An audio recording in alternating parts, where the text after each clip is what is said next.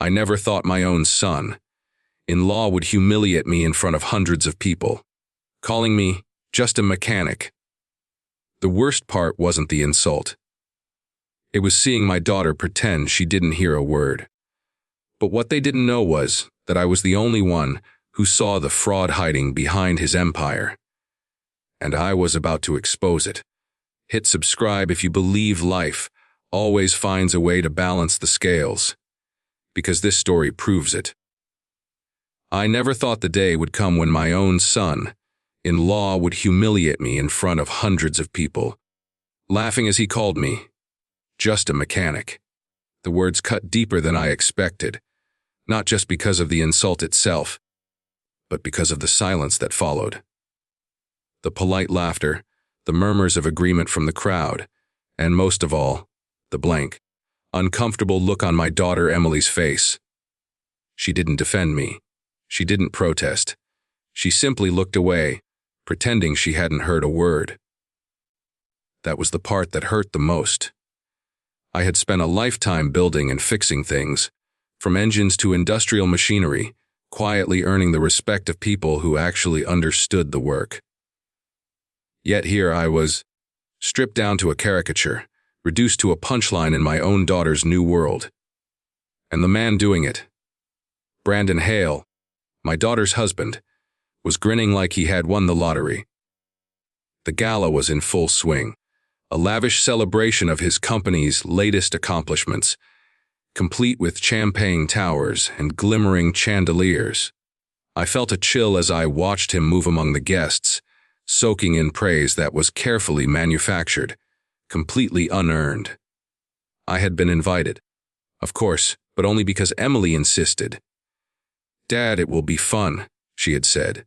"It's just a company gala. Brandon wants you there."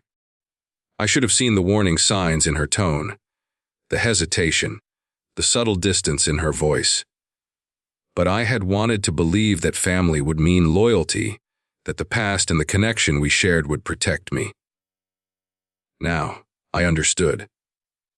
The world I had known as Emily's father didn't exist here. Brandon took the stage, all polished confidence and rehearsed charm, and began his presentation. He waved at the crowd, gesturing toward glossy charts and sleek slides that displayed skyrocketing profits and meteoric growth. People clapped at his every word, and I clapped too, silently, though my mind was elsewhere. Something about the numbers didn't sit right with me. They looked too neat, too perfect, too carefully arranged to be real. The instinct I had honed over decades of working with engines, contracts, and industrial systems whispered that something was off. I found myself scanning the slides, noticing inconsistencies the way a mechanic notices a misaligned part. Supplier costs seemed inflated. Some contracts looked duplicated with slight variations. Figures jumped unrealistically from one quarter to the next. My stomach tightened. I had been around long enough to know that impressive numbers can hide serious problems, and in my experience, those problems often snowballed into disaster. The insult Brandon had thrown at me earlier that evening, the words echoing in my mind like nails on a chalkboard, had initially consumed my thoughts with anger, but now, as I watched him present, the anger began to morph into focus. If I had ever doubted my instincts, I didn't anymore.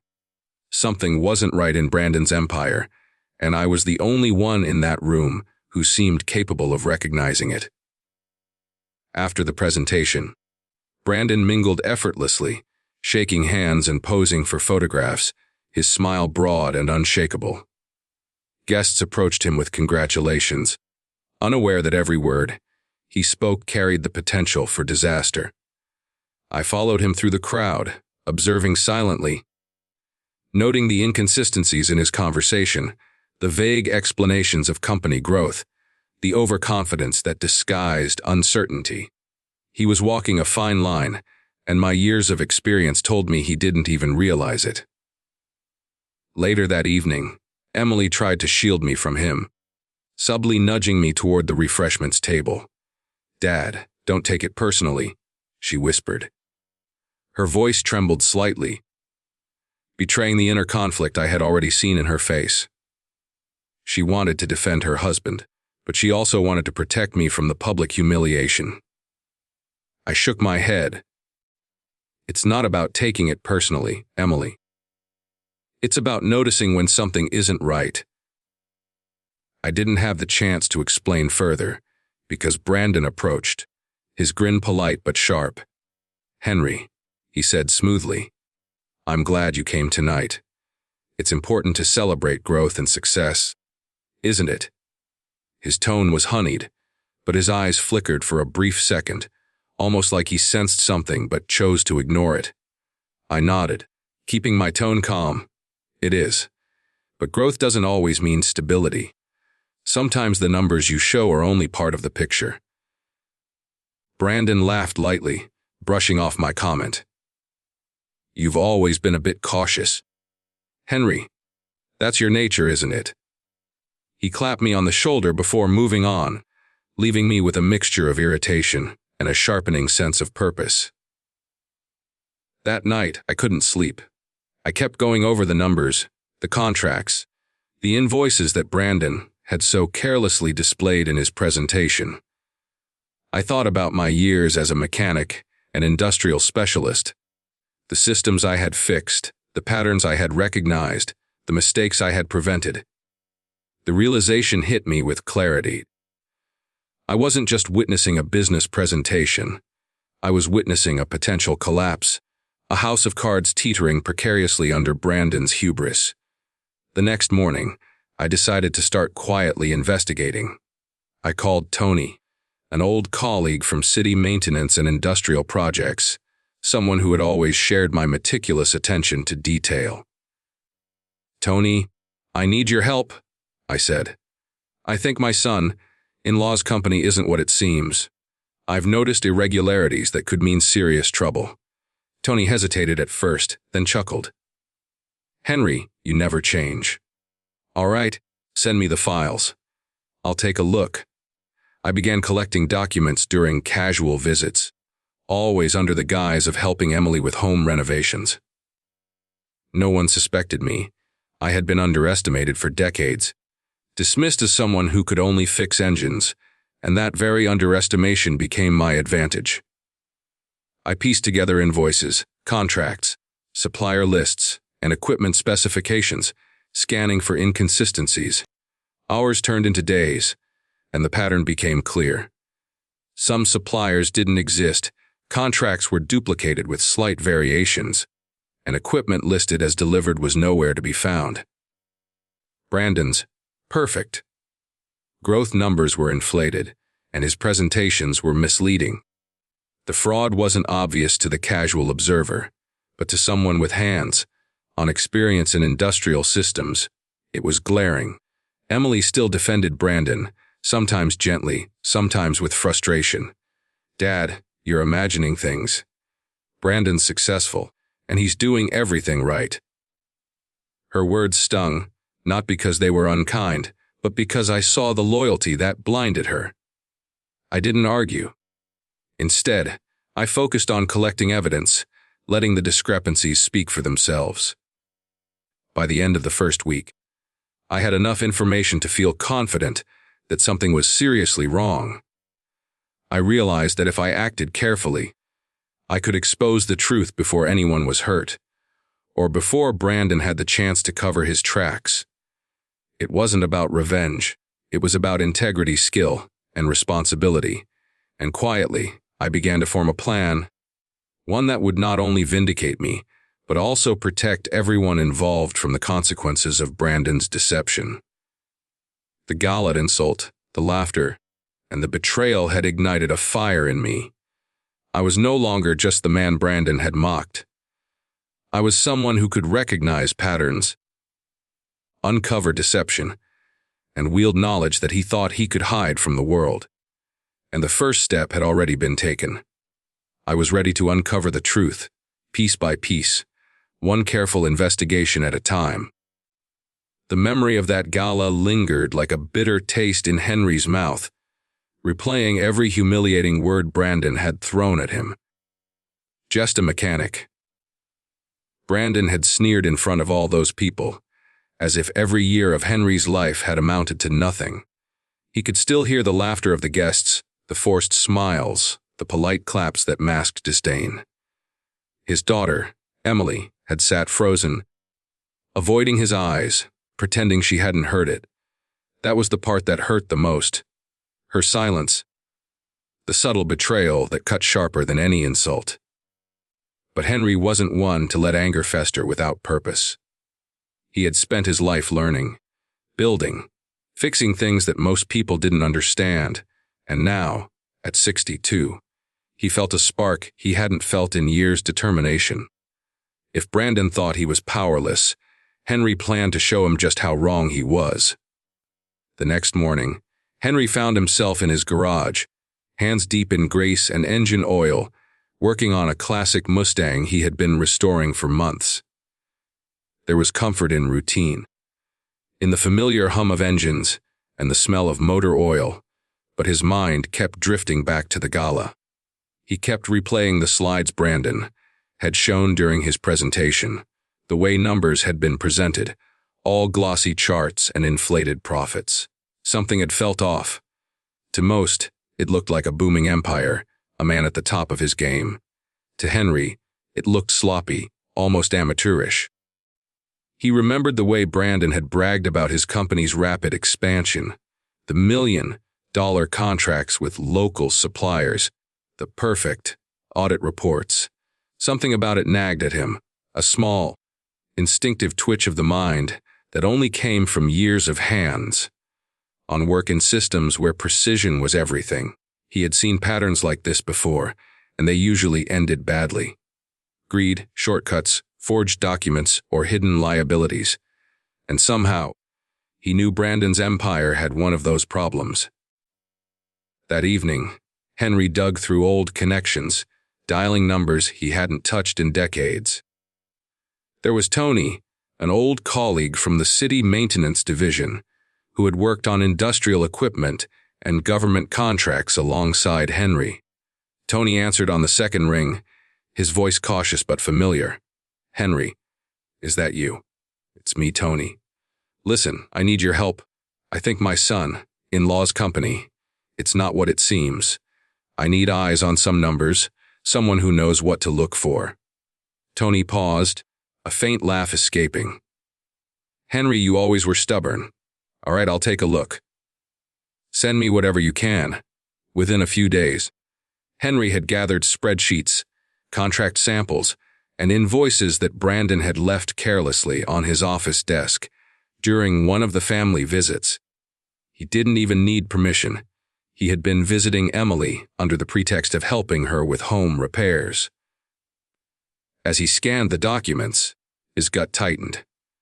Tiny discrepancies that most people would overlook jumped out at him. Overpriced parts, invoices with missing signatures, contracts that seemed duplicated but went to shell companies. He had seen this before. It wasn't just sloppy accounting, it was fraud. While Henry was quietly piecing things together, Emily remained oblivious. She still seemed devoted to Brandon, defending him whenever Henry hinted at the possibility of wrongdoing. "Dad, you're overreacting. Brandon is doing everything right. You're imagining things," she said one afternoon, her tone a mix of frustration and fear of conflict. Henry didn't argue. He had learned that pushing too hard only made people retreat. Instead, he focused on the evidence, letting it build into a solid foundation he could use later. Henry's nights became a mix of investigation and reflection. He would sit in his study, notepad in hand, scribbling observations, connecting dots. He recalled the industrial projects he had overseen years ago, the contracts he had read, the suppliers he had vetted. He could see patterns in Brandon's company that only someone with practical experience could detect. Fake certifications, inflated equipment costs, shell vendors with minimal oversight. Every element pointed toward a house of cards waiting to collapse. It wasn't just the numbers, though. It was Brandon himself. Henry had begun to notice small inconsistencies, in his behavior during casual family interactions. He would brag about contracts that didn't exist, show off products he barely understood, and dodge direct questions about finances. Henry had spent decades watching people work with machines, and people were just as mechanical in their patterns. Deception, overconfidence, and greed all followed predictable sequences. Brandon's actions were screaming the truth, and Henry was ready to listen. Henry decided to start discreetly, checking the shell companies Brandon had created. Some of them had registrations in obscure counties, barely traceable, and their records were sparse. Henry spent hours making phone calls, piecing together addresses, and cross-referencing suppliers. He even used a bit of his old mechanical ingenuity, examining serial numbers on equipment and tracking inconsistencies that didn't make sense for a legitimate business. By the end of the week, Henry had uncovered enough irregularities to feel confident in what he was discovering. But there was still one piece missing: proof that connected Brandon's personal gain to the company's fraudulent activity.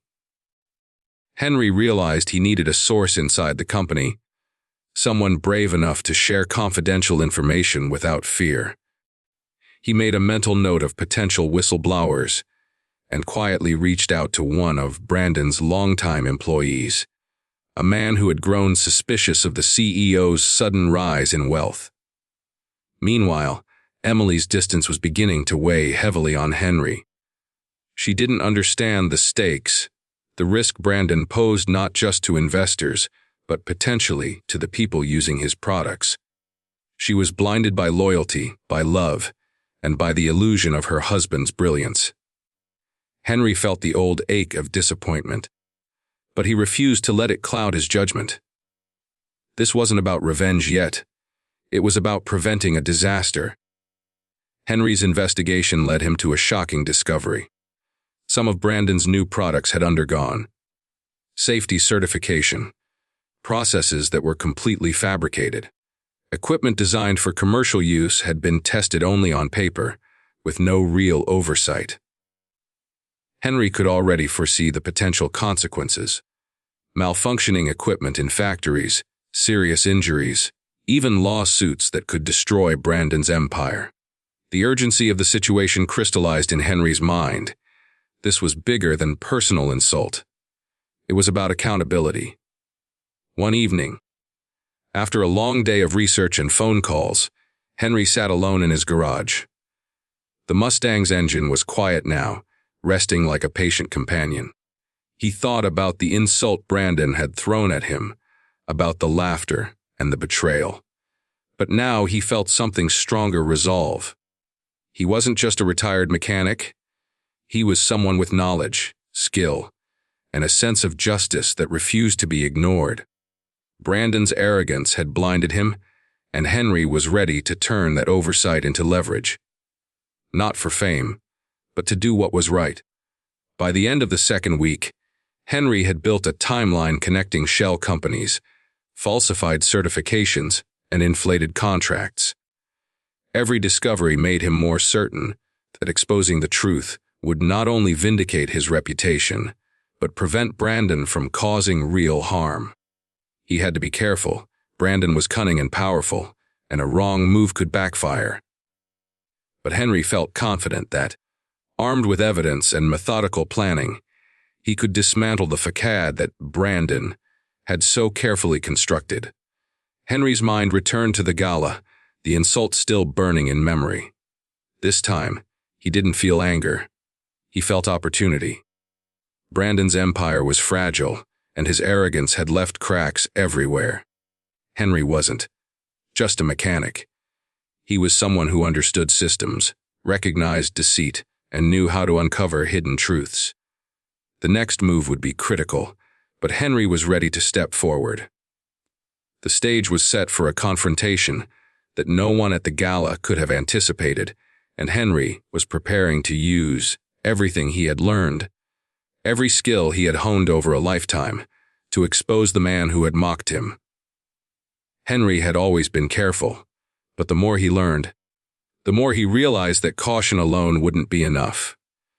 Brandon's empire was built on carefully constructed lies, and the deeper Henry dug, the more dangerous it became. He spent nights going over contracts, invoices, and certification documents, piecing together a trail of fraud so meticulous it almost seemed impossible for anyone outside the company to detect. But Henry wasn't anyone. He was a man who had spent decades analyzing systems, recognizing patterns, and uncovering mistakes where no one else even thought to look. One afternoon, Henry decided to confront Brandon directly, albeit in a calm, measured way. He invited him over under the guise of discussing Emily's home renovation plans, pretending his visit was casual and fatherly. Brandon arrived in his crisp suit, perfectly coiffed, carrying a tablet loaded with stock charts and sales numbers, looking every bit the successful CEO he projected to the world. "So, Henry," Brandon said, with a tight smile that didn't quite reach his eyes, "I hear you've been busy tinkering in the garage. How's the old Mustang coming along?" Henry smiled faintly, holding back a flicker of anger. "It's coming together. But, while I was fixing the old girl, I started thinking about your company. Some of the numbers don't quite add up." Brandon laughed lightly, as if the comment were absurd. "I'm not sure what you mean. Everything is audited, everything is transparent. You're overthinking it, Henry." Henry didn't flinch. "I don't think I am. Some of the contracts, the suppliers, the invoices, they've got gaps. Duplicate numbers, missing signatures. Some equipment listed that doesn't exist. I know what these patterns mean, Brandon." Brandon's face tightened. For a fleeting moment, Henry thought he had been noticed, but then Brandon's expression slid back into practiced charm. "I appreciate your concern, Henry. Really, I do. But these things are handled professionally. I suggest you stick to cars and leave the big decisions to me." Henry didn't respond immediately. He knew that Brandon's arrogance made him underestimate everyone who wasn't part of his boardroom. That was his advantage. Brandon thought he was untouchable, and that overconfidence would be his undoing. After Brandon left, Henry doubled down. He began reaching out to employees discreetly, people who had raised questions before or shown frustration with the unrealistic demands Brandon placed on them.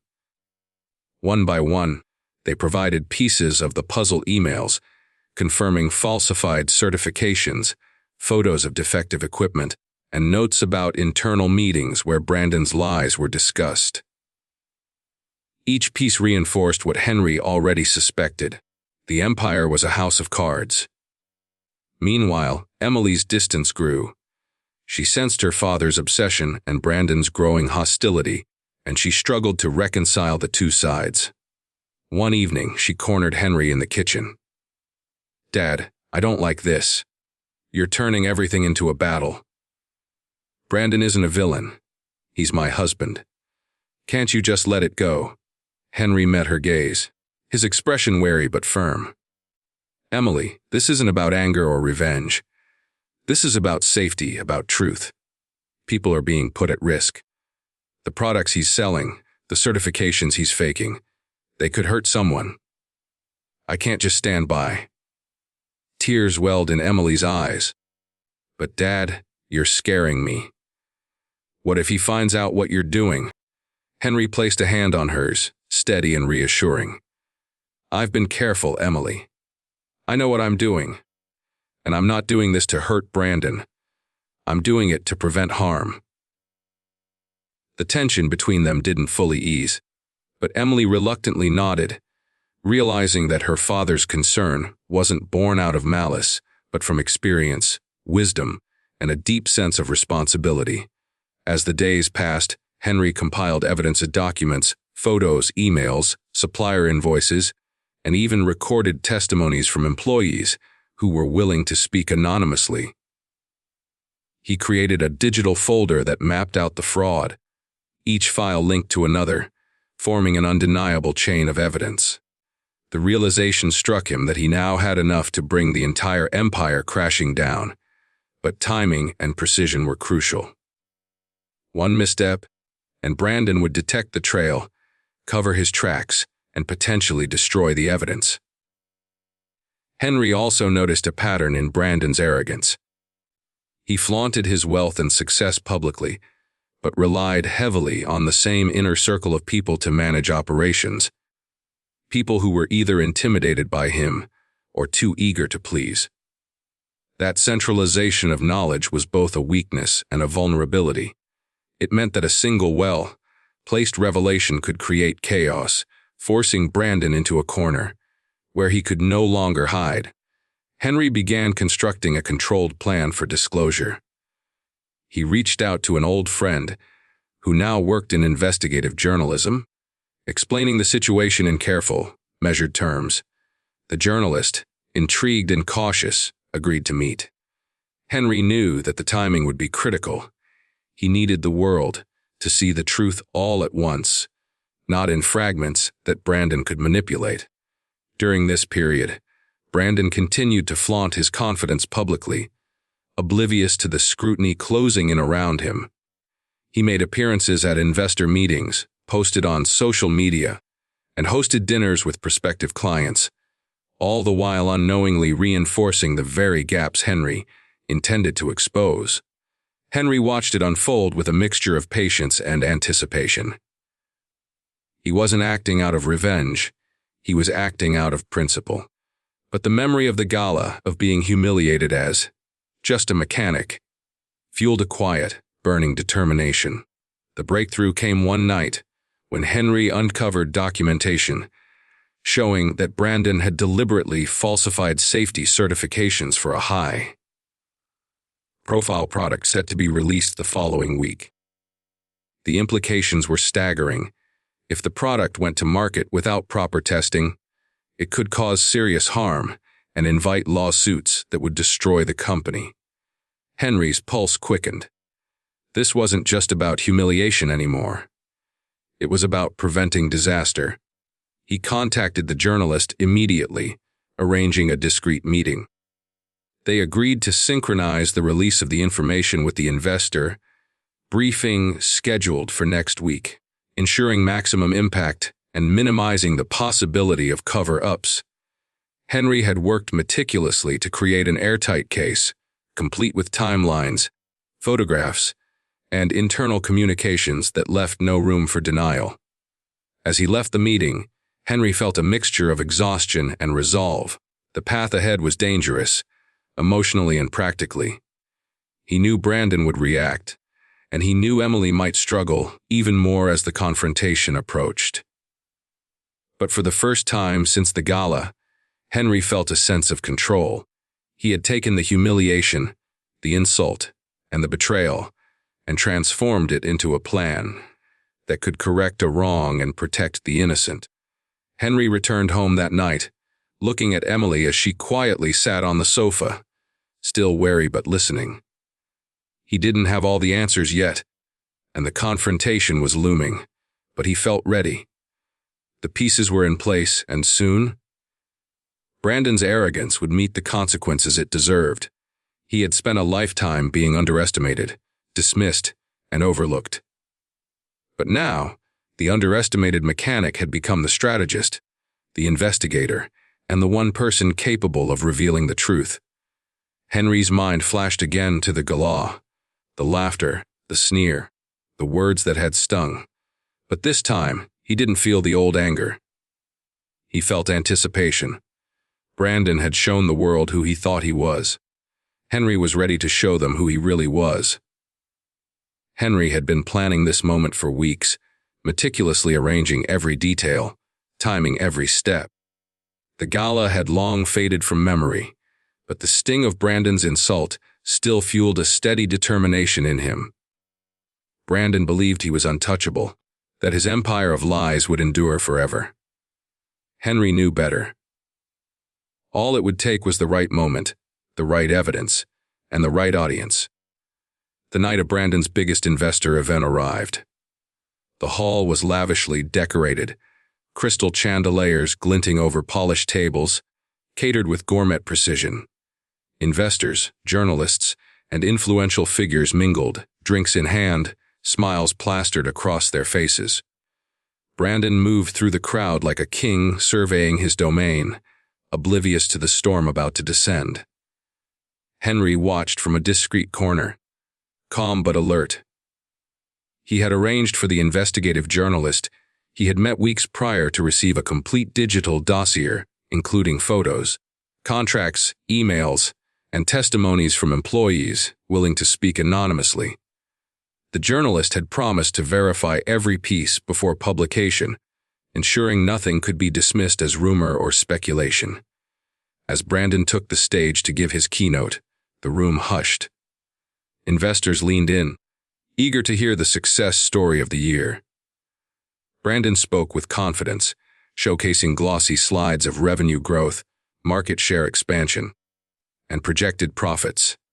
The audience clapped politely at each achievement, unaware of the shaky foundations underneath. Henry's pulse remained steady. This was the moment when the truth would crack the veneer. Halfway through the presentation, the journalist initiated the release of the dossier. Emails, scanned documents, photos, and timelines began circulating on screens throughout the hall. Projectors connected to the media's live feed displayed headlines. Safety certifications falsified. Shell companies linked to CEO misappropriation. Investor funds misused for personal gain. Murmurs rippled through the audience, growing into a collective gasp.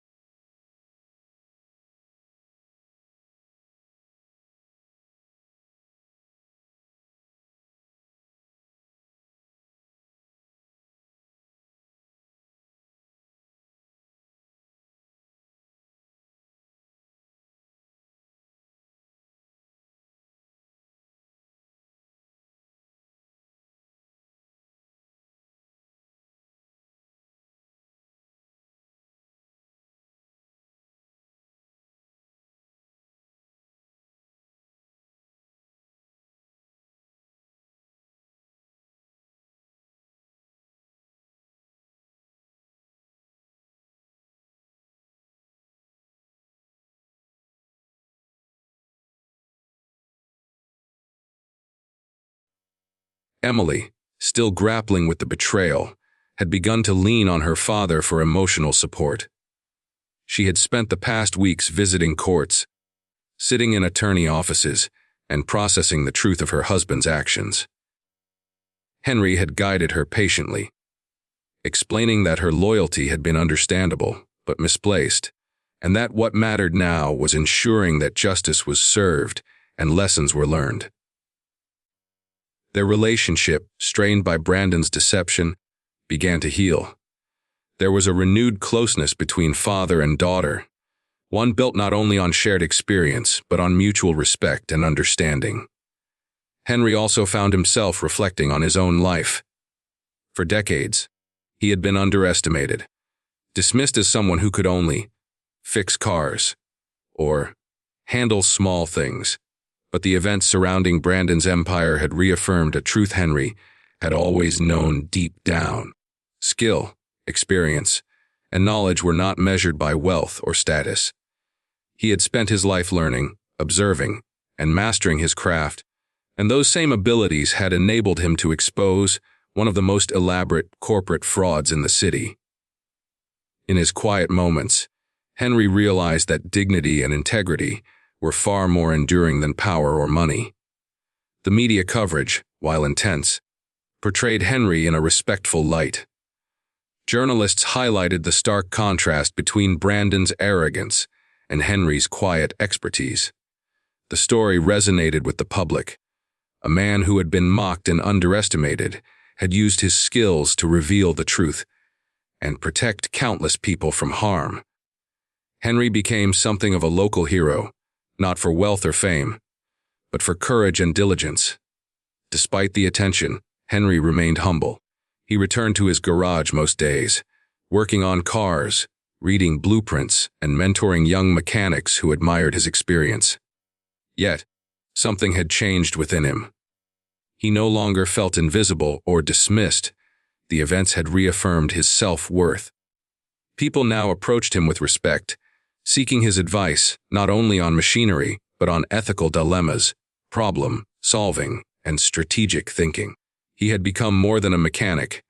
He had become a symbol of competence, perseverance, and justice. Brandon's fate continued to unfold. Court hearings revealed the full extent of his fraudulent activity, and settlements with investors were negotiated. News coverage documented the collapse of his company, his personal assets frozen, and his credibility destroyed. The contrast between Brandon's rise and fall became a cautionary tale of greed, arrogance, and deception. Henry watched it all unfold with calm detachment, knowing that his intervention had prevented far worse consequences. For Emily, the experience had been transformative. She had confronted the truth about her husband and come to appreciate the strength, wisdom, and moral clarity of her father. The bond between them deepened, grounded in shared experience, trust, and the understanding that real power did not come from wealth or status, but from knowledge, integrity, and courage. Together, they navigated the aftermath, supporting each other through court appearances, media attention, and the practical details of untangling Brandon's fraudulent schemes. Henry also began to consider new opportunities.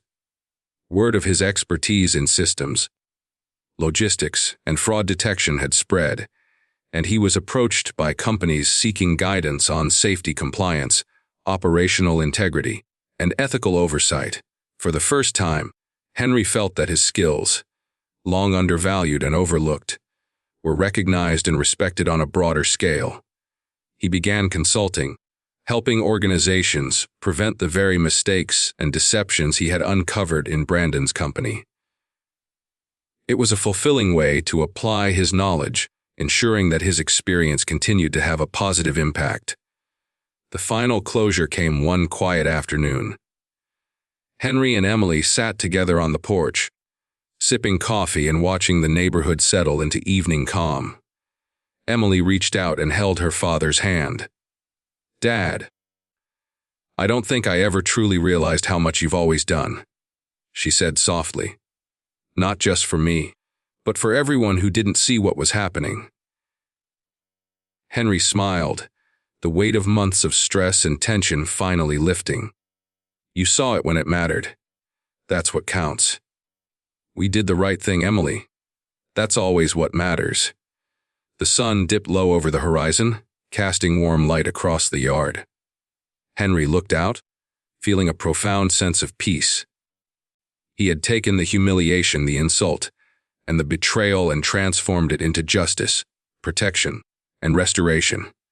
He had shown that a man's worth was not defined by wealth or status, but by integrity, skill, and courage. The world had seen the truth, and Henry had emerged not only vindicated but respected, valued, and at peace. As evening settled, Henry returned to his garage one last time, the tools and engines waiting patiently as always. He ran his hands over the Mustang he had been restoring, the engine gleaming in the soft light. In that quiet space, Henry reflected on the journey, the insult, the betrayal, the investigation, the exposure, and the aftermath. Everything had led to this moment of calm satisfaction. He was more than a mechanic, more than a father, more than anyone had ever given him credit for. And now he could finally move forward with dignity, purpose, and a clear conscience. In the end, Henry had not only dismantled a fraudulent empire, but also restored faith in truth, justice, and the enduring power of knowledge and integrity. The lesson was clear: no one should be underestimated, and even the quietest, most unassuming individuals can wield extraordinary influence when armed with skill, patience, and courage.